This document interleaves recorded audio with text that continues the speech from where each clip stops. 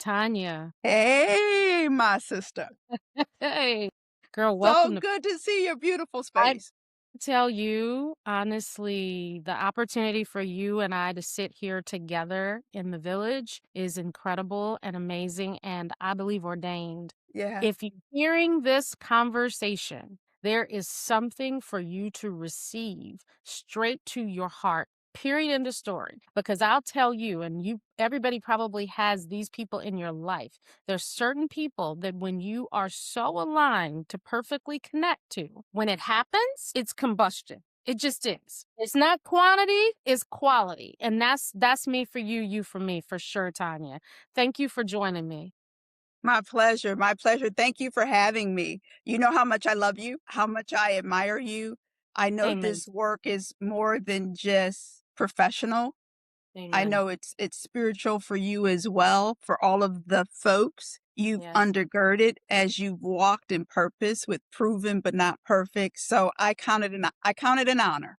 I put my right Woo! hand over my heart. I count it an honor. Look, both for me. All right, we're jumping in. Tanya.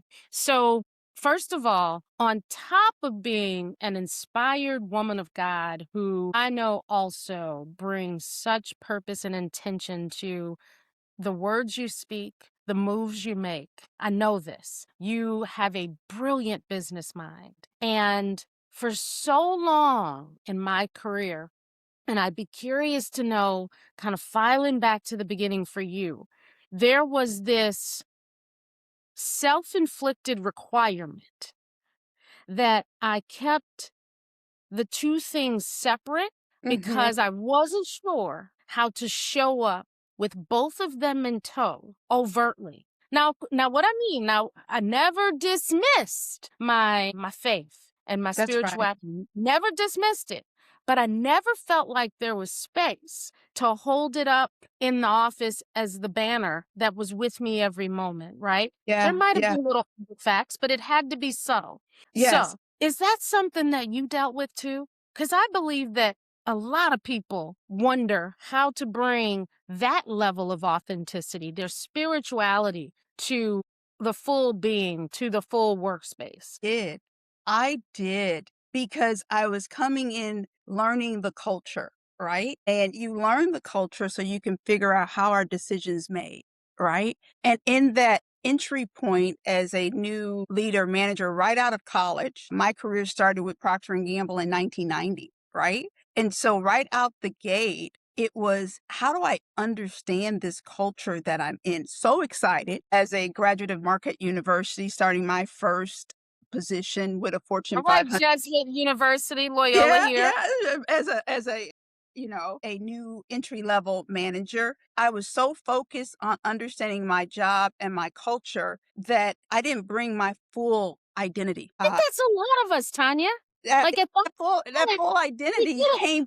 Yeah. It was I was so focused on the work, Yes. I didn't allow people to get to know me. So I have to ask this because someone needs to hear this from two women who I'd say have done a lot of things in the corporate realm. Yes, you chose to focus on getting the work and not bringing those other pieces. Do you believe that there was some portion that was like, how did I get here? I didn't grow up with some of this language. I'm not even sure if I can mess something up in this realm that was not the kitchen table conversation, right? I mean, talk a Mhm. little bit about that because while I was blessed to have a father who really was my first executive coach and mentor as he grew into executive positions, he didn't start out there. He worked hard to get there.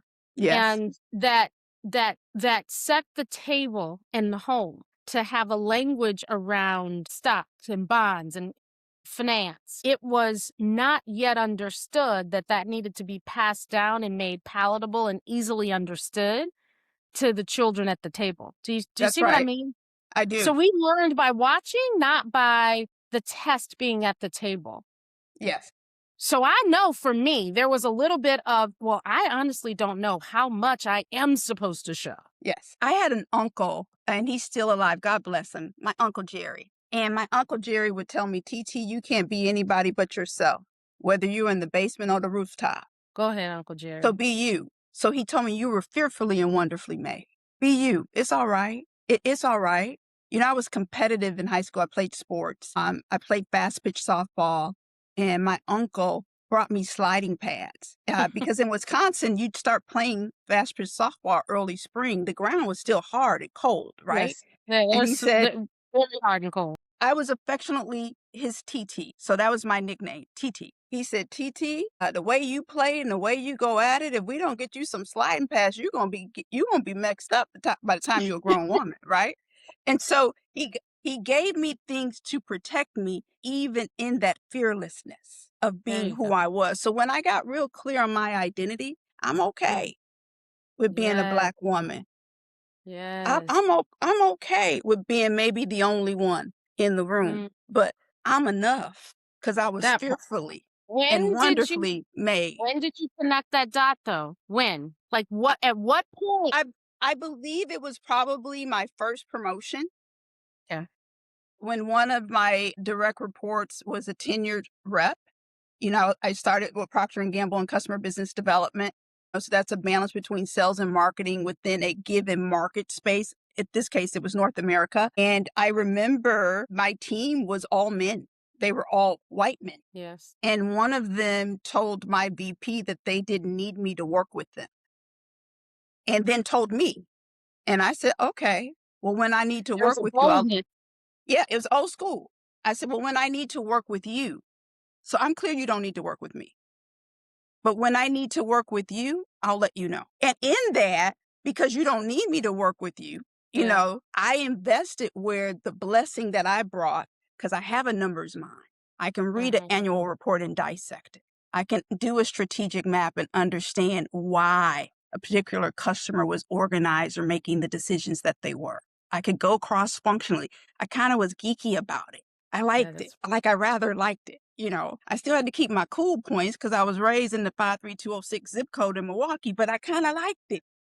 if you don't know, just know that when you rattle off a zip code growing up in any metropolitan area, there's something about the zip code. There's something about the zip code. So I rather liked it. And what I realized is I had something to give that could bless them, that could Yeah, make them better, that's and right and on. and and, and, and give us stability, that we weren't just walking on water, we were flying. And Mm, when I demonstrated that, that older gentleman came back to me and said, you good. You real good. I need you to work with me. I said, well, it would be my pleasure. there you go. Sometimes you can Tanya, show them better than you can tell them. that's exactly what came to mind. That is a perfect example of showing. And so to that early career, young woman, young Black woman who is finding herself in an environment where she knows she belongs, because let's be honest, that fearfully and wonderfully made message was imparted in so many of us. If you didn't get it in your home, you got it in your church. If you didn't Yeah, get it in your church, you got it in your family somewhere. Because I believe that unless you had it, you wouldn't have even crossed the threshold of a corporate early start, right? that's the You truth. need it. That's the truth. But now that you're there, early career sister, um, I need you to really hear what Tanya said. Very quickly, she picked up the signals. And Hmm. there's something about picking up the signals that I think really sets us free and Yes. sets us loose. And that's what your Uncle Jerry said, and that's what you demonstrated in that full circle moment with your colleague. And he taught me how to play offense. He told me, he said, Yeah. TT, you got to have a short memory, but play the long game. Talk about it. You know, in order to run the offense, you got to have 11 players on the field. That's right. And if you the quarterback, you need somebody to protect your blind side. Mm, You can be looking at the field and you may have to call an audible, right? So you got to be that's right. real clear on what play you're going to run. And you got to remember first downs matter. And if you Mm, get hit, he would tell me you get up quick. Because mm. they going to hit you. And when Yes, they hit you, you get up quick. that's So right. that resilience, that move forward, because I was just trying to get a first down so I can get into the red zone and get a touchdown. So my milestones, right, you know, wasn't the Hail Mary, it was moving forward. Yeah, So as a Black woman, I learned from my rearing, yeah, my early experience, to play offense.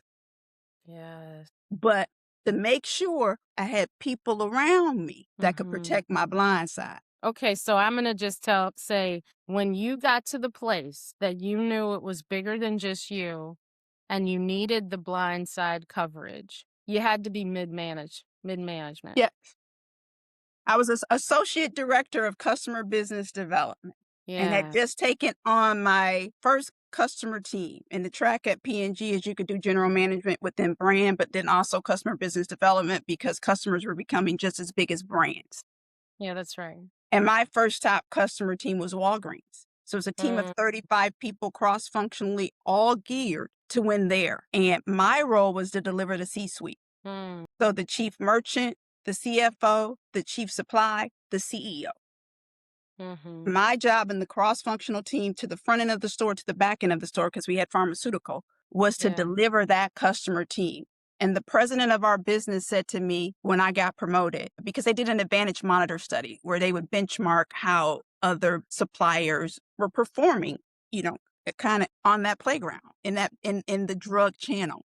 And P&G ranked at the bottom. We didn't rank at the bottom in food. We didn't rank at the bottom in mass. We didn't rank at the bottom in club, but we ranked at the bottom in drug. Wow. And I was not confused when I was told that got to change. And for the record, you're not growing share. The only reason why this business is growing is because they're opening up a store a day. So I'm getting 10 points on the dollar. If you was growing share, I'd be getting at least 15. That's So not right. only do you have to deliver the C-suite, you ain't putting enough points on the board. I need to see some margin. So in that respect, I had to sit back and I had to whiteboard. First, I had to get my team to understand the situation analysis that we were not good. First, you had to accept you weren't good yourself. Yeah, our results weren't good.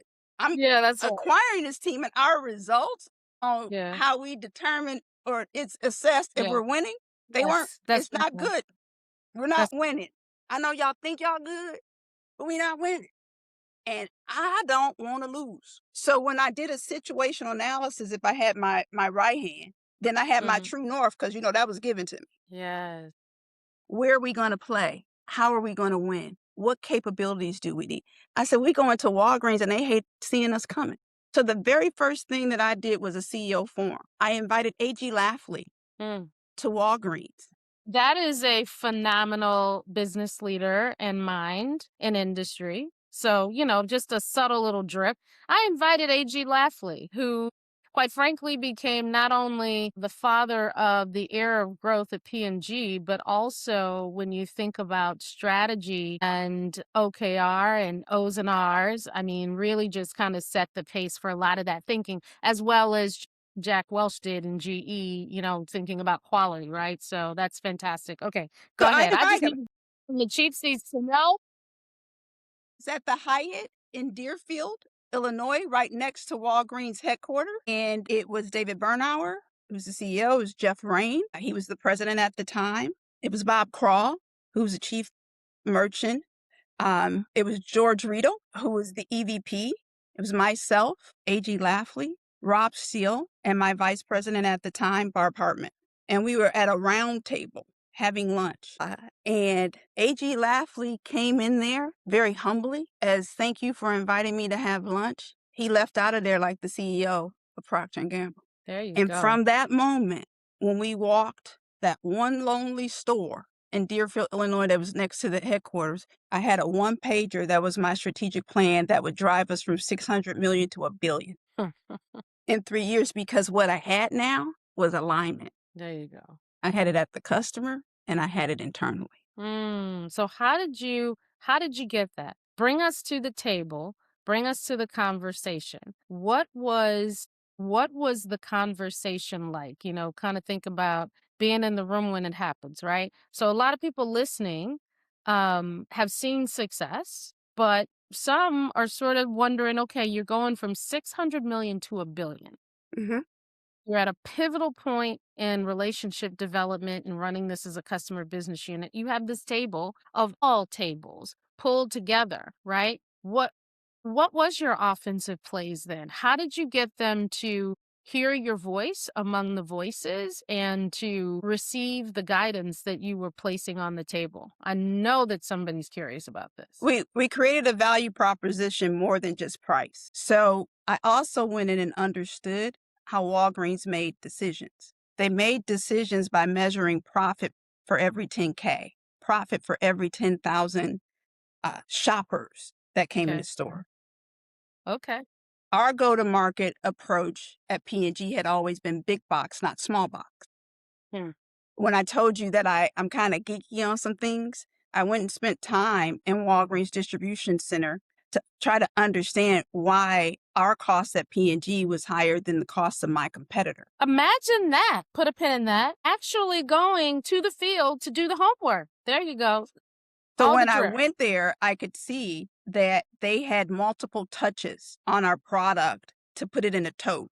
And what Walgreens didn't do, they didn't ship pallets to stores like you get product at Walmart. They shipped totes. Hmm. And every time they had to touch it to break apart the pallet, to break apart the case, to break apart the inner pack, it was cost. Hmm. So why would they put us at the front of the store when they didn't make money on us? So when I understood the financial implications that if I could scale the ability for us to ship to Walgreens in a way that they didn't have to break apart our profit per 10K would go up. There And if you our go. profit per 10K went up, I get better position in the store and I could beat my competition. Hmm. When I understood that and brought those together, I said, there's a way for us to win in the marketplace, because I also knew some of the strategic decisions P&G was going to make, because prior to becoming that associate director of Walgreens, I was working a beauty care global project. So I knew where P&G wanted to go before they made the entrance to be in beauty care, particularly in places where they had white spaces, right? And so Yeah. marrying that, I knew it was going to be important for us to win in drug because our portfolio was going to shift. Mhm. When I could show them both that, one, we're Yes. going to invest to win, but if we make Hmm. investments, I got to deliver a return that's 5-to-1. So Jeff, Right. I know because I looked at your shopper's basket that when you have a P&G item in the basket, your overall basket grows There you go. by a shop. So there's more money that you can make with us and there's more money that we can make with you. Can we devise a plan to win together? Punchline. When you're looking to grow business, being articulate not just about your point and position and what you need to achieve, but doing the study and the work to be clear on the point and position of your customer and their business, and then doing that legwork to bring it together, that's the wow factor. That's fantastic. Jeff So, would say, yeah, how do you know all of this? I like your people. I don't just meet with you. I knew I knew the guy always. that was, I knew the evaluator that was cracking the numbers, doing all the analysis. I would meet with him.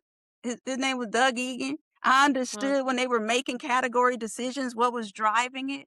And then I galvanized my team that was good. We weren't great yet because we weren't winning. I galvanized my team to say, we can win. All we need yeah. is one more item in the basket. Tanya. So, two things: team and inspiring that team, right? And also really understanding the customer, both of those things, and knowing that relationship and growing that relationship. What do you think are the key things if you're looking to have an outstanding commercial strategy and understand your customer? What are the things that you think are important for a business leader, a growing business leader in the commercial sense, to really put top of mind? You got to understand your portfolio and where you make money. You got to understand the customer's go to market strategy and how you enable uh, what helps them win. Now, you don't lose sight of who you work for. I never lost sight of the fact that I work for Procter and Gamble. Yeah, that's Okay. right. I never lost sight of that. But if I understood my portfolio by category, I could be clear on where I made money. Hmm. This is a for-profit business. You in business to make money. And if you're not for profit, you're not for profit. You ain't in business to lose money, then you can't serve the mission. So understanding, right, how Hmm. you make money or what's needed if you're not in a for-profit to serve the mission is very important. And being Mm, able to understand what levers you need to pull to influence that gross margin, to influence your contribution margin, to influence your operating profit and your working capital, and more importantly, your cash flow. Cash is king. cash is If you don't king. if you don't understand that, you're kind of humstruck on what to do. And so you're doing activities versus what I would call impact drivers that get to the Oh, outcome. wow. An impact driver is like a first down. You get to those impact drivers, you're going to get a touchdown. A touchdown is cash. Did you make money? So you fundamentally got to understand the construct of your business. And in the book, the workbook that I wrote, I talk about mindset first. My Uncle Jerry gave me that. So we can give a thumbs up. As you said, you knew that before you came. But there are Yeah. requirements. Yeah. There's skill. If you're going to play the game, you got to study it. Mm. You got to know it. And you can learn it. Mm. I don't know anybody that's not good at what they do that don't like talking about it. So when I What? didn't know something, I'd find out, well, who really good at this? Mm-hmm. Inside P&G at the customer. And I'd say, can I have coffee with you? And I would be curious. I would Yeah. be as curious as from here to Sunday. Mm. And I wouldn't be hurt if they didn't act like they didn't like me. I didn't care. I need to get the information out of you that I You don't were know that I need. relentless about getting to the goods, and that's good. And I think that Just help me speaks help me to understand. Now, yeah, at the same time, I believe there was value I could give back. So it wasn't yes, just a take. Sometimes people think you got to arrive before you can give back. I've always had a spirit of help. yes. There's something I can offer and be a blessing that So did that come to your team leadership? So I want to go back to team Mhm. because to your point, you received this team, starting point was failure, vision was towards success, roadmap was laid and set. Okay, now how do we get the team to see it? the team was a part of it. The team was a part of it. When I did my situational analysis, I used the team to validate it. Okay. Every coach has a playbook, right? Most coaches come with a playbook, right? So when I'm doing my game plan, when I did the situational analysis, I asked them to validate it. When you Hmm. watch the tape, is that what you see? Just like you would in football. Did you see it or did I miss it? This is what I saw. What did you see? I validated all of that hand to hand, underground, one on one work that I did, and I did it in 60 days. I was relentless about getting a situational analysis because by 90 days, we were going to have our plan and we needed to be running plays. So Go ahead, Tanya. I validated with the team. I said, now, if I'm Yeah. crazy, I said, now, I tell y'all I got one or two issues. I ain't got no problems. And I'm going to tell you what my one or two issues are. I'm going to put it on the table. Because right about now, what I got to lose? We lose it. This situational analysis, is this what you see? Is this what you hear when you're talking to your key contacts at the customer? Is this what you all talk about when you leave? Are you seeing the same tape I'm seeing, or did I get it wrong? Hmm. So once validated with them, it was hard for them to argue with the data they believed. Makes sense. Makes sense. Girl, Then you make from a team, I'm so because I know the people. I know the people. I know the people. And I think you're so good that honestly, it probably is this easy. However, I also know the people. And there are many times as leaders when we do the things to engage, we set the table, we create the mission forward, but yet not everyone is lined up. There's that 99 that's following, and then there's that one that's going somewhere astray, right? What do you do as a leader to make sure that the head nods and the assumption of agreement and alignment are real? the words and Right? Because pictures have to match. Their behavior has to match. That's one. You said this, but what did you do? so say do has to be aligned. So the words and the pictures have to match. Secondly, when I knew that there was some guys that kind of were maybe on the fence, not sure, Yeah. you had to get some ambassadors There you go. that could influence them more than just you, right? That it Mm, wasn't that they were doing it for hierarchy, right? yeah. That they had others that they could talk to. So you had to get some believers. Everybody wasn't a believer, but you had to have a few that could influence in those conversations that would happen after the meeting, right? Mhm. Mhm. And then you gave a chance to dissent. Like, Mhm.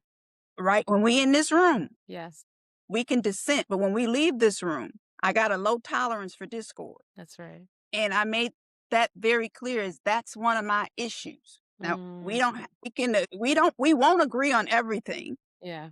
So let's put it on the table now. But when we align to a plan, I'm expecting us to run that play and you play your role. That's right.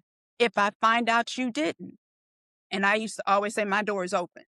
If I find out you didn't, I'm gonna close my door. Oof, nothing worse. So it's a choice. It's funny because I resemble so much of what you're saying. Of course, I'm listening because I am so excited about your voice coming through and the things that you're saying, man. If you are not understanding how important, and I'm going to say how key this is to success in a corporate journey and experience from early to mid to senior level, then if you don't believe me, then I'm sorry for you, right? I mean, the conversation that Tanya is vulnerably and candidly having is real. And if you see yourself ascending into corporate leadership, you've got to understand that this combination of know how that's built on work hard with leadership and understanding how the game is played and how to position the game to be successful, that strategy that she's speaking of, this is something you have to buy in a book to get, and you're getting it in a village. So there you go. And it's important to understand that those are the things you can't look at it one-sided, right? And that, I told my team, I have one child. His name is Devin Jr., and he doesn't work here. I believe in the adult model. You all are business leaders that I respect, that if you haven't, and I got all kind of energy for getting to understand it. If you don't understand something, I will, after the meeting, spend time with you one-on-one to help you understand because it's important for you to understand. Then you can clearly make a choice. I don't believe in parochial environments. We're not dealing with Mm, kids here. mm. That's that P&G and GE coming out. Just saying. So, the accountability can't be there if you don't understand. Yeah, And you can't run the play if I if didn't you write don't. the vision and make it plain. That's right on. So when we do that, now you may think that's not the good play, but when we come out that huddle, we come out that room, we called the play, That's right. right? So I don't need no bench warmers. I need people fully ready to play. Let's go. So do you want to play to win or you want to keep losing? Sounds like a book. It's a choice. But so in this, I don't believe in leading by fear, but respect is important. Respected. So let's talk about that a little bit because, in the spirit of Black History Month and bringing forth conversations that are very relevant for African Americans who continue to grow and achieve in corporate spaces, Mhm. that's one of those things that I think there's still a bit of misunderstanding around sometimes because and I'm not even gonna just give it to African Americans. I'm gonna say any diverse population member that shows up in a strong, assertive manner Mhm. into a majority environment Mhm. is faced oftentimes with a dilemma of how do I command the respect that should be shown to every authority, period. Every authority. And I believe the word of God says that. Okay. So, how do you walk that fine line of showing up there and being misunderstood as being aggressive, having a chip? Do I dare say bullying, right? Like these are words that I know. And if you haven't heard it, I'm gonna be the first one to tell you, newsflash, right? Mhm. There is not an African American, and I can only speak to that because this is the population that I spent the time asking. There's not an African American leader that I know who has ascended to levels of leadership in corporate spaces and places who is not aware of that fine line. And I think, unfortunately, for some, it keeps them in a space of being way more passive than they need to be. Mhm. For others, it sends them out the door because they're just like, I can't even, right? And for still some others, they find a way to ascend, but they certainly are spending the extra energy all the time, self auditing, just to be in the environment and showing up the way they believe they need to. And I believe this is a courageous and vulnerable conversation that we're bringing forward. But I do believe that there's somebody that is listening to this that's going to receive how they show up, if you fit that category, or how you are requiring someone else to show up. if you're witnessing that Yeah. category. Can you go It there, Tanya? yeah, it's real. It's not a figment of your imagination if you're listening, right? Yeah. So you're not imagining it. The first thing I say is guard your heart. Don't Yes. eat the good or the bad that comes out of their mouth. Secondly, you reap what you sow. Sow respect to reap. Yes. Uh, Amen. Regardless of what they're saying about regardless of you. what they're saying, you reap what you sow because it's about your intention. Yeah, that's Thirdly, right. protect your peace. Mm. Walk in wisdom and don't react in emotion. That Protect part. your protect your peace. I remember telling someone, "I'ma like you even though I know you don't like me. I've had I that know you don't like me." conversation. I've had that conversation. Thank And God it's I okay. yeah. It's okay. I'm in You don't. yeah. It's okay. Yeah. No, It's okay. and the But boldness of it. I'm gonna like you despite yourself, and I'm gonna do Yes. good to you because I don't mean Yes. you any harm. That's a Yeah. part of protecting my peace, and that's me making a choice and walking in wisdom versus responding out of my emotion. And Because that's a basic thing. absent that, I don't need no help to get in trouble That's because right. I am direct. I am analytical. I do have a high sense of urgency. You I bring the like to win. goods. Yeah. I Yeah. like to win. I like people, Tanya, these right? are all great qualities though. I You don't like who mess though. I don't like mess. Now, I've had some times where, I always say emotional intelligence is important. That's where the protect the peace comes in and walk in wisdom versus reacting in emotion. yes. But there are times where I wanted to snap. I just didn't snap in the ivory towers. Take them off Yeah. site. Let's go for a drink. Let's go to your favorite place to eat. Yes, yes, And yes. and, and, Drink whatever you want, but let's just go because we need to talk. and then sow what you want to reap, right? If Yeah, I got a art or something, I'm gonna come to you. Then if I yeah, come to you, you don't receive me, I'm gonna come to you with a witness. yeah, Right? yeah, Because what I'm yeah, trying to do is get it clear. yeah, that's right. So But with Tanya, all right, so I gotta ask you this because we're in the scrum now. So you go in, you have the offsite conversation. There's not always a readiness for the directness because there's Mhm. varying levels of being evolved enough personally to receive feedback, even at leadership levels, right? To receive the feedback and to set aside something that you said early on, which is it's not personal. It's not personal, Now right? some things, when you taking someone on my offsite moments, and I can count them on one hand, Okay. in my 35 years of being in corporate America, my offsite moments, they were personal. Talk more about that. And so I would even tell them, I want to take you out to drink or for a drink or to your favorite place to eat because I want to talk to you about something personal. Okay. And when I get the person there, I want to talk to you about something personal. I tell them what I've heard and learned Mhm, on fact and how it made me feel. And I want to mm, understand why they're doing that. Like, I want to understand why in meetings, when I say something, you take it and twist it and you say something I didn't say. mm, Want to understand when I write you an email and it's clear what I'm doing, you take that and turn it around. But I notice you don't do that with other people. Now, I fashion myself to be a really good communicator. What I can't figure out is why you don't understand the words that I say or write.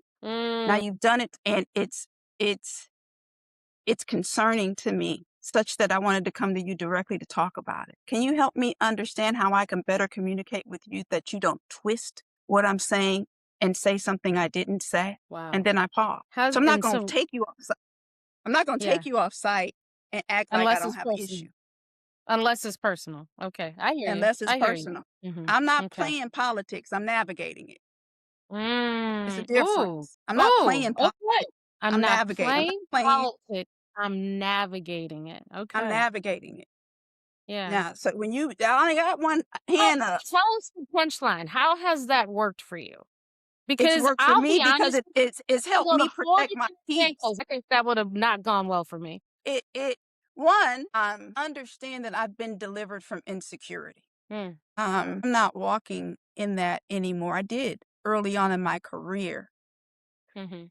So the belief that I was fearfully and wonderfully made, not just people telling me, but me believing that Walking in it. Yes. and walking, and doesn't mean that I'm perfect. I can get things wrong, and if I get it wrong, I'll take responsibility for Yeah, that's right. it, and I will say that openly, right? Mm. I won't be like, "Oh, that's a mistake," and be like, "No, that's on me. That's on me. That I didn't get it. I missed that one, or I made a mistake." But my uncle taught me with mindset, you have a short memory. Don't let a mistake stop you from moving forward. Oh, I So love him.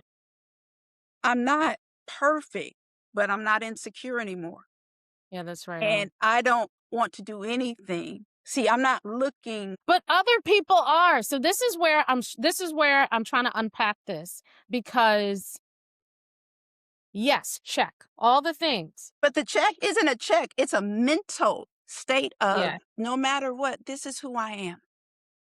Um, Okay. and I'm gonna face some challenges, but it ain't supposed to wipe me out, right? It's not gonna be easy. I'm gonna get hit. I'm gonna make some mistakes. There are gonna Hmm. be people that don't. It's human nature. So being And there might be some people in the offsite that shut down and don't want to deal with your truth or choose not to deal with it honestly in that offsite. I've But I not think you I've not said had something. one time because I've only had this many in 35 years. Yeah, I've that's not good. had one experience because my intent going in was to get an understanding. Uh, I didn't go in expecting them to admit to a truth, especially if they were lying, because the truth was going to set me free. that's what's up. So I went in to get an Tanya, understanding. say it again. What? Go ahead, girl. Yeah, I didn't go in. They're not going to always admit that they did something wrong. And if they lying, they will double down on the They're lie. gonna double. Okay, this is why I wanted you to say that. Yes. They'll double down on the lie. Yeah. Yeah. But what But I you set a standard. You That's it. now have set a standard, Now and you I may think lie. that You might lie, but you might think yeah, twice about lying on me. that part, that I'm part. saying they stopped lying, but Okay, Tanya. the truth set me free, Yes, and that's I right. wasn't That's trying to shame or embarrass yes. anyone Anybody else? That's right. Yes. because I didn't do Yeah. it publicly. I took them Yeah. off site. And I think that is important for anyone who's dealing with that and listening to us and nodding their head vigorously to really appreciate, right? There is a level of humanity that Tanya is speaking of in her leadership that allows her to stand on that integrity of acknowledging that my truth is not lining up to this other person's truth. Mhm. And because I can see it and because I'm confident enough to know that I can go the first step to reconcile, I'm going to say, come on, let's go offsite.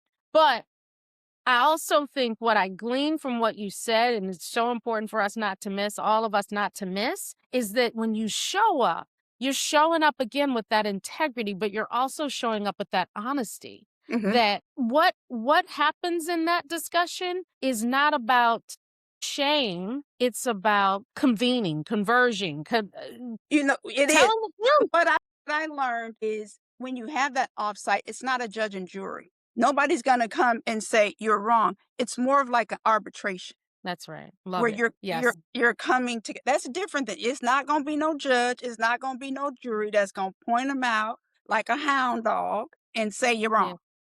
It's an arbitration and something's gonna give on both sides. But you can't that's even right. arbitrate if you don't even know that person's weakness. That's right. So That when you ooh. study and understand, okay, Mm, so if I understand your weakness, not to shame you, because remember I took you off site just you and I. Ain't nobody else in the room. yep. So I know your weakness like a chess move. So if I know your weakness, I can use that to find a place we can come together. Hmm. Tanya, girl, we can keep going. And I know we have places to go, people to see, but I need to ask you this question before I let you go.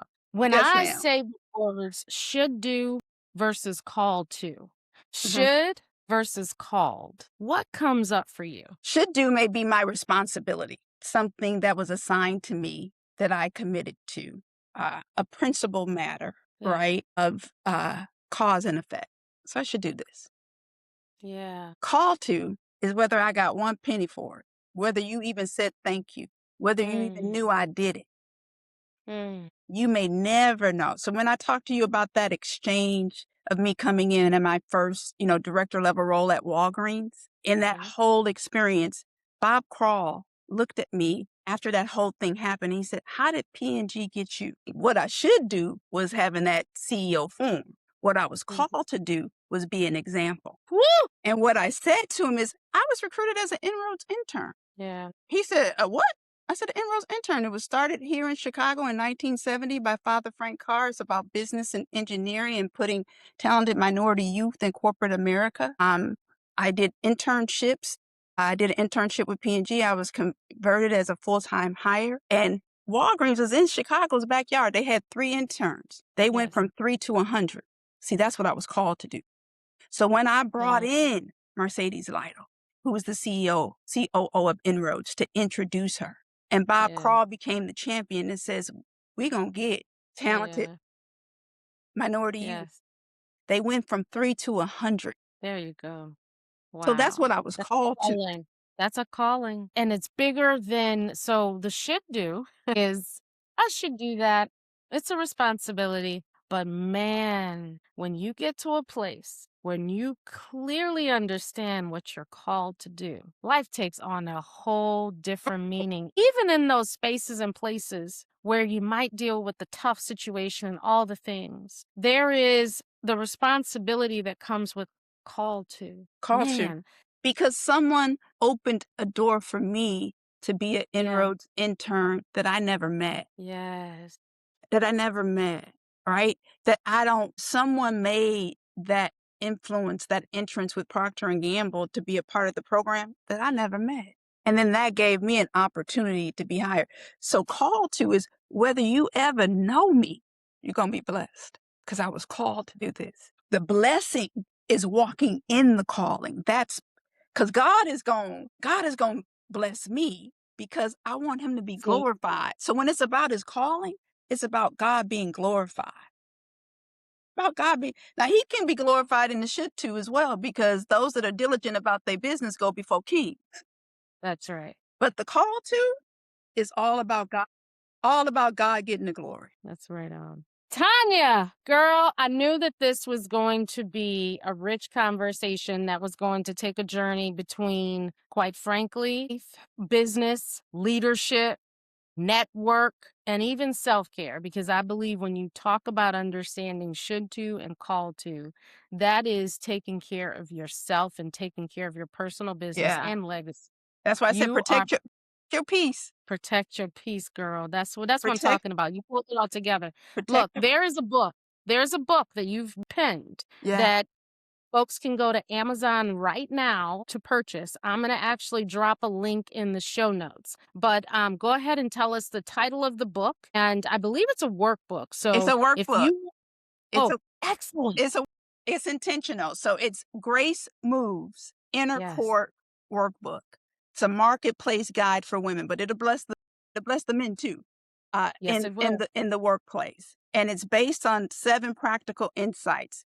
It's not think it's a lived experience. And Yes. just like we would sit around Chantra on Sundays at the kitchen table that Yeah. our ancestors could pour into us, this is me sharing what was poured into me to be a Mm, blessing to women. And the 7 insights are mindset, requirements, leadership, understanding emotional intelligence, understanding networks, understanding path makers, and how to navigate real insights, practical insights married by spiritual foundation, right? there you For go. me, I've thrived not only because of the God given talent that he's given me, but by his word that gives me light. And so Oof. it's bringing those two together. It's professional development with spiritual wisdom. And, Woo! and it's intentional because we haven't arrived if the person that's on my ladder can't climb it. That's right on. Haven't arrived if they can't climb it. So this is my passion. This is my Hmm. call to. I was going to say it, girl. You're This is called to my do. call to, and I pray that it's a blessing. There are going to be some inner court circle sessions that we'll be having in the coming months, but it's a 7-week workbook because I wanted it to be reflective, to mirror where you are, to be thoughtful and intentional, and then I wanted to bring women together in community because I believe iron sharpens iron. So that's why we did the Amen. workbook. Amen. Well, look, I love it. I think it's fantastic work. I'm super excited to introduce it to the Proven Not Perfect Village all over the world. So maybe you don't show up to an inner court because, circumstances just don't allow, but certainly you can get the book and you can be right there, smack dab in the middle of it. Tanya, you're beautiful. Oh, Your work is amazing. I love you personally. You know I that. love And you. I'm so to share this conversation with the world so that these words can take seed and good soil Yes, and amazing things birth and folks are healed in the areas that they need to be healed and they're inspired in the areas that they need to be inspired. We have men listening, we yes, have multicultures listening, and yes. I'm excited to be the good steward of having vulnerable and crucial conversations that are fueled by faith, pushing past all fear. I love you, girl. I love you too. I love you. You take care, and you're in my thoughts and prayers always for nothing but God's very best. And always remember, when grace moves, you move. Grace makes space for you. And when you have that space, you take your shot. Amen. I'm shooting my shot, girl. Shooting my shot.